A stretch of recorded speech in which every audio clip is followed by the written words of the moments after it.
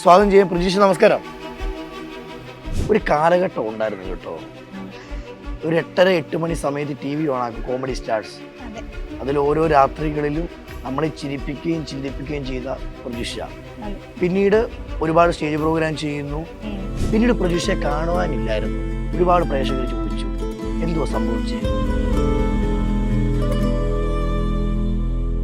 പലരും ചോദിച്ചു ഈ ഗതിയായോ എന്ന് ചോദിച്ചു. പലരും ചോദിച്ചു ഇത് ഇങ്ങനത്തെയൊക്കെ അവസ്ഥ ആകേണ്ട കാര്യമുണ്ടോ.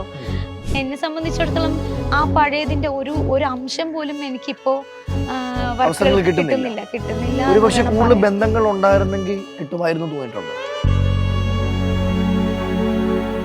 എനിക്ക് ഭയങ്കര സങ്കടം തോന്നിയൊരു കഥ എന്ന് വെച്ചാൽ ലൈഫ് ഓഫ് ജോസൂട്ടിയാണ് എന്നെ ഏറ്റവും കൂടുതൽ വിഷമിപ്പിച്ചിട്ടുള്ളത്. ജോസൂട്ടി എഴുതിയ സുവിശേഷം എന്നായിരുന്നു ഹസ്ബൻഡ് എഴുതിയിരുന്ന ആ സ്ക്രിപ്റ്റിന്റെ പേര്. അത് മാറ്റിയിട്ടാണ് ലൈഫ് ഓഫ് ജോസൂട്ടി എന്നാക്കിയത്. ഈ പ്രൊഡ്യൂസർ ജിത്തു ജോസഫിന്റെ ഡേറ്റ് കിട്ടിയെന്നും പറഞ്ഞ് പുള്ളീനെ കൊണ്ട് ചെയ്യിക്കാനാണ്. ഇനി എനിക്കിങ്ങനെ പറ്റില്ല, ഒരുപാട് നഷ്ടം വന്നു, കാശ്. ഏറ്റവും വലിയ സങ്കടം ഇന്നും ആ സിനിമയുടെ സ്ക്രിപ്റ്റ് റൈറ്റർ കുമാർ നന്ദയാണെന്ന് ആർക്കും അറിയില്ല.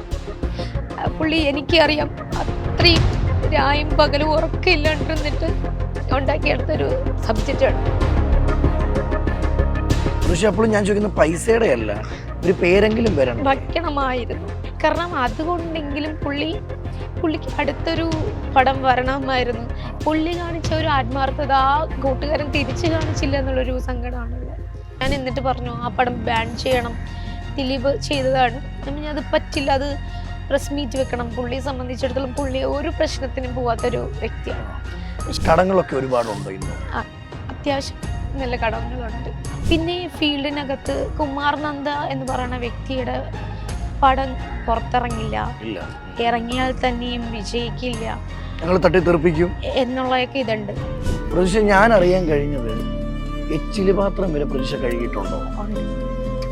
എന്തുവായിരുന്നു അത്